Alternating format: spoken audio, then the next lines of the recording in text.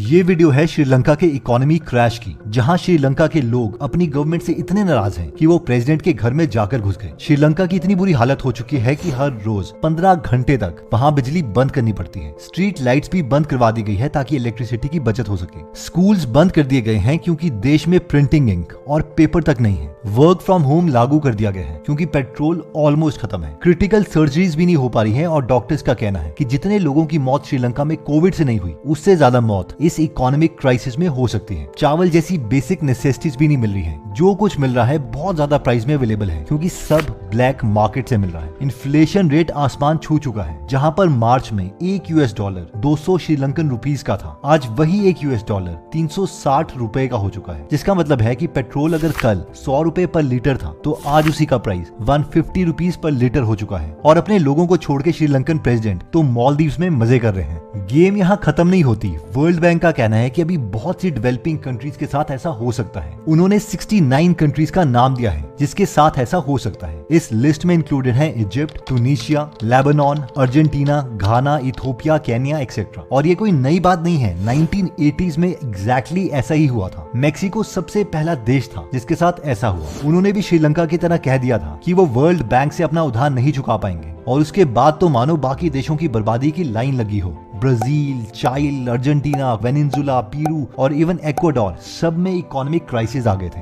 अब ऑब्वियसली हमारे मन में सवाल ये होगा कि इंडिया का क्या। इंडियन स्टेट्स जैसे कि पंजाब, बिहार, वेस्ट बंगाल और आंध्र प्रदेश का अगर डेट टू जीडीपी रेशियो निकाले तो वो श्रीलंका के जितना हो चुका है। यस, ये कंसर्न करने वाली बात है। बट इससे पहले कि हम इंडियन स्टेट्स के बारे में बात करें, हम ये देखते हैं कि एग्जैक्टली श्रीलंका में हुआ क्या था। श्रीलंका की गिरती इकोनॉमी के मेनली दो रीजंस हैं। पहला रीजन है श्रीलंका का टूरिज्म डिक्लाइन। श्रीलंका एक ट्रेवल डेस्टिनेशन है जहां खूबसूरत नजारे हैं, एक्सोटिक वाइल्ड लाइफ है और उनका कल्चर भी काफी रिच है। बहुत सारे लोग हर साल यहाँ पर आते हैं इस शानदार आइलैंड को एक्सपीरियंस करने के लिए। इन शॉर्ट, श्रीलंका काफी पैसा अपने टूरिस्ट से कमाता है। लेकिन अप्रैल 2019 में श्रीलंका ईस्टर बॉम्बिंग्स हुई। इस दिन एक टेररिस्ट ग्रुप ने 3 चर्चेज में और 3 होटल्स में सुसाइड बॉम्बिंग करवाई। इस बॉम्बिंग में 269 लोगों की जान गई, जिनमें से 45 फॉरेनर्स थे। इस वजह से कम्युनल टेंशन बढ़ गया। बॉम्बिंग्स के बाद इस्लामोफोबिया बढ़ता रहा और दंगे होने लगे, जिसकी वजह से लोगों ने श्रीलंका जाना बंद कर दिया। इसके बाद 2 और चीजें हुई जिससे टूरिज्म कम हुआ। पहला है कोविड और दूसरा है रशिया और यूक्रेन की वॉर।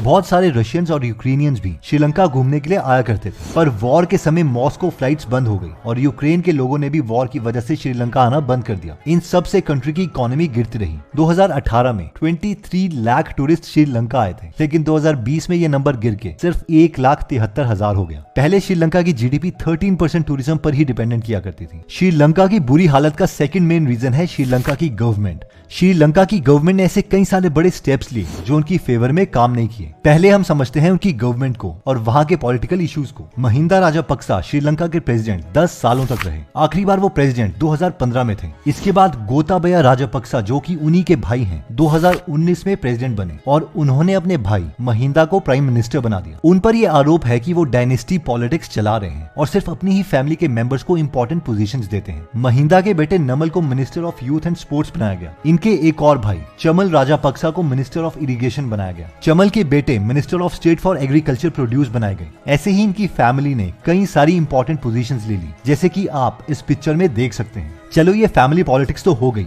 लेकिन इन्होंने इसके अलावा कई सारे स्टेप्स लिए जो श्रीलंका की बुरी हालत का कारण बने। दरअसल गवर्नमेंट ने ये डिसाइड किया कि वो वैट यानी वैल्यू एडेड टैक्स को कम कर देगी। उन्होंने सोचा कि जब लोगों पर टैक्स कम लगाया जाएगा तो लोग ज्यादा पैसे खर्च करेंगे और इकोनॉमी बेहतर हो जाएगी। लेकिन अनफॉर्चुनेटली ऐसा नहीं हो पाया। ये प्लान एकदम फेल हो गया। कोविड-19 पैंडेमिक की वजह से लोगों ने ज्यादा पैसे नहीं खर्चे, जिसकी वजह से श्रीलंका का फॉरेन रिजर्व घटने लगा। क्योंकि गिरती इकोनॉमी के कारण उन्हें हर बेसिक सामान इंपोर्ट करना पड़ा। फॉरेन रिजर्व्स को बढ़ाने के लिए उन्होंने एक और डिसीजन लिया। उन्होंने सोचा कि क्यों ना वो बाहर के फर्टिलाइजर्स इंपोर्ट करना बंद कर दें ताकि खुद की कंट्री के फॉरेन रिजर्व्स ज्यादा खर्च ना हो। और इसलिए उन्होंने बहाना लगाया कि हम अपनी पूरी कंट्री को एकदम ऑर्गेनिक बनाएंगे, यानी सारी एग्रीकल्चर में कोई भी फर्टिलाइजर यूज नहीं होगा। ये डिसीजन अप्रैल 2021 में लिया गया और 7 महीने के बाद ही इस डिसीजन को वापस ले लिया गया। लेकिन तब तक सब बर्बाद हो चुका था। एक्चुअली हुआ यह कि फार्मर्स को पहले से इस डिसीजन के बारे में नहीं पता था, जिसकी वजह से श्रीलंका में उतनी प्रोडक्शन नहीं हुई जितनी वो किया करते थे।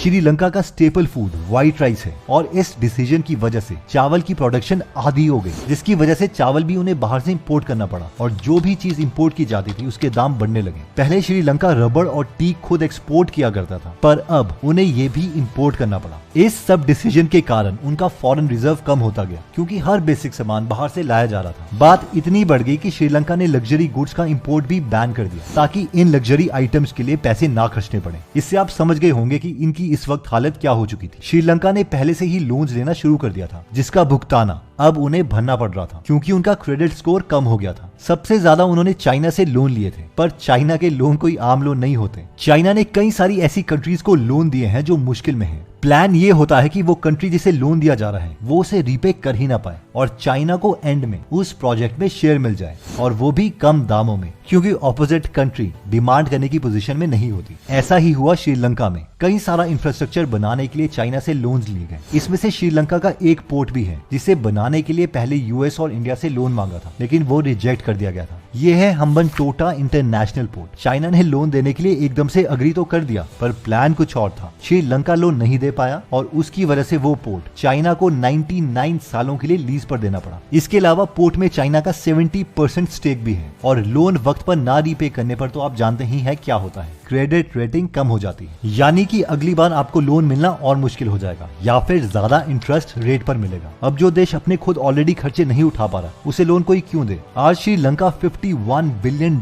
डेट में है। पैसे बोरो करने के लिए उन्हें सिर्फ शॉर्ट टर्म गेन्स मिले। लॉन्ग टर्म की बात करें तो वो डूबते ही चले गए। ये सारी मिस्टेक्स तो है ही, पर इसके अलावा श्रीलंका की गवर्नमेंट पर और भी आरोप है। श्रीलंका एयरफोर्स ने यह अनाउंस किया है कि महिंदा राजापक्षा और उनकी फैमिली ने पब्लिक फंड्स में से अपने प्रेसिडेंशियल इलेक्शन कैंपेन के लिए $17,300 यानी करीबन 22,78,000 रुपए खर्च किए, सिर्फ ट्रेवलिंग पर। कई सारी ऑर्गेनाइजेशंस ने यह भी क्लेम किया है कि राजापक्षा और उनकी फैमिली फ्रॉड में और मनी लॉन्ड्रिंग में इन्वॉल्व है। उन्होंने कहा है कि राजापक्षा और उनकी फैमिली ने श्रीलंका में से $5.31 बिलियन इलीगली देश से बाहर निकाले हैं। इन ऑर्गेनाइजेशंस का यह भी कहना है कि इनकी मदद अजीत निवर्ट कबराल ने करी, जो कि सेंट्रल बैंक ऑफ श्रीलंका के पुराने गवर्नर थे और राजापक्षा के अच्छे दोस्त भी। एलिगेशंस ऐसी भी हैं कि जब भी लोग इनकी गवर्नमेंट को क्रिटिसाइज करते हैं तो ये एक्सट्रीम मेजर्स ले लेते हैं। 2009 में श्रीलंका के एक पॉपुलर जर्नलिस्ट को मारा गया, जिनका नाम लसंथा था। ये जर्नलिस्ट महिंदा की गवर्नमेंट को क्रिटिसाइज करने लगे थे। तो कई लोगों का ये मानना है कि जब भी कोई इस फैमिली के खिलाफ कुछ कहता है तो वो अपना रास्ता साफ कर देते हैं। अब हालत इतनी बिगड़ चुकी है कि देश के लोग बहुत गुस्सा है, और हो भी क्यों ना, जब देश की ऐसी हालत होगी और खाने के लिए कुछ नहीं होगा तो ऐसा ही होगा। एक कोकोनट जो 2019 में 50 श्रीलंकन रुपीस का मिलता था, आज उसी की कीमत 91 श्रीलंकन रुपीस है। प्याज 1 किलो 80 रुपए का मिलता था और वो 158 रुपीस का हो चुका है। चावल का दाम 93% बढ़ गया है और दाल का 117%। इस कारण पूरे देश में प्रोटेस्ट हुए और लोगों ने गवर्नमेंट ऑफिस के बाहर झुंड बना दिया। इसके कारण 9 मई को महिंदा राजापक्षा ने रिजाइन कर दिया, पर लोगों के लिए काफी नहीं था। उनका कहना था 1 डाउन 1 टू गो, यानी महिंदा ने तो रिजाइन कर दिया, लेकिन अब प्रेसिडेंट गोताबाया का रेजिग्नेशन भी आना चाहिए। लोगों ने गोटा गो होम के बैनर्स लगाना शुरू कर दिया। श्रीलंका के लोग जो पहले इस फैमिली को सपोर्ट करते थे, जिनका रूल कई सालों से चला आ रहा था, सब इनके खिलाफ हो गए। यहाँ तक कि फेमस क्रिकेटर्स भी, संगाकारा और जयसूर्या का नाम तो हमने सुना ही है, उन्होंने भी इस गवर्नमेंट के खिलाफ ट्वीट्स किए। फाइनली 13 जुलाई को प्रेसिडेंट गोताबाया ने भी रेजिग्नेशन दे दिया और वो आधी रात को श्रीलंका छोड़ के मालदीव्स चले गए। दरअसल लोग उनके रेजिडेंस पर टूट पड़े थे। कई सारी वीडियोस प्रेसिडेंट के रेजिडेंस से देखने को मिली। कुछ लड़के तो उनके बेड पर WWE मूव्स प्रैक्टिस कर रहे थे। कई प्रोटेस्टर्स स्विमिंग पूल पर डुबकी मार रहे थे। कुछ प्रोटेस्टर्स जिम करने लगे और कुछ लोगों ने तो वहां चाय बनाना भी शुरू कर दिया। गोताबाया ने डर के मारे देश को छोड़ना बेहतर समझा। उन्होंने जाते समय दिनेश गुणावर्देना को प्राइम मिनिस्टर बना दिया, जिन्होंने ऑफिस 22 जुलाई से ज्वाइन कर लिया और प्रेसिडेंट ने भी ऑलरेडी इमरजेंसी डिक्लेयर कर दी है। पर अब आगे के स्टेप्स क्या होंगे? श्रीलंका ऐसी मुसीबत से बाहर कैसे निकलेगा? वर्ल्ड बैंक ने श्रीलंका को $600 मिलियन का लोन दिया है। इसके अलावा उनकी इंटरनेशनल मॉनिटरी फंड यानी IMF से भी बात चल रही है कि वो कैसे प्लान करेंगे और इस मुसीबत से उन्हें बाहर निकालेंगे। इसके अलावा और भी देशों से उन्हें लोन मिला है, जैसे कि इंडिया, जापान और चाइना। इंडिया ने श्रीलंका को $3 बिलियन का अमाउंट में मदद करी। इसमें से $1 बिलियन लोन के तौर पर दिया है। इसके अलावा 50 मिलियन का लोन फ्यूल के लिए भी दे दिया गया है। इनफैक्ट मुश्किल की घड़ी में श्रीलंका का सबसे बड़ा लेंडर इंडिया ही है। हिंदुस्तान से यूरिया और कई सारी इमरजेंसी की जरूरत का सामान भेजा गया है, जैसे कि मेडिसिन, फ्यूल और खाना। 100 से ज्यादा रिफ्यूजीज श्रीलंका छोड़ के इंडिया चले आए हैं और उन्हें मंदपम रिफ्यूजी कैंप में ले लिया गया है, जो कि 1900s में बनाया गया था और उस जमाने में श्रीलंका के प्लांटेशन वर्कर्स वहां आया करते थे। अब मेन सवाल पर आते हैं कि क्या इंडिया के साथ भी ऐसा होगा। दोस्तों, इंडिया में आज इंडिया का फॉरेन रिजर्व $593 बिलियन है और वहीं श्रीलंका का फॉरेन रिजर्व $1 बिलियन से भी कम है। इसे दूसरे तरीके से कंपेयर करें तो राकेश झुंझुनवाला की नेट वर्थ ही श्रीलंका के फॉरेन रिजर्व से अप्रोक्सीमेटली 3 से 4 गुना है। वैसे तो एक्सपर्ट्स का कहना है कि $593 बिलियन का फॉरेन रिजर्व क्राइसिस के टाइम में सफिशिएंट है, जिससे हम 1 साल तक के मर्चेंडाइज को इंपोर्ट कर सकते हैं। लेकिन फिर भी हमारे 4 ऐसे स्टेट्स हैं जिनका debt to GDP ratio Sri Lanka के बराबर आ चुका है और ये है पंजाब, बिहार, वेस्ट बंगाल और आंध्र प्रदेश। अब इन स्टेट्स की इस कंडीशन का सबसे बड़ा रीजन ये है कि ये स्टेट्स इलेक्शन के टाइम में बहुत ही पॉपुलिस्ट स्कीम्स और फ्रीबीज अनाउंस कर देते हैं जिन्हें ये अफोर्ड नहीं कर सकते। जैसे कि पंजाब, जिनकी हालत इन चारों स्टेट्स में से सबसे बुरी है in terms of debt to GDP ratio.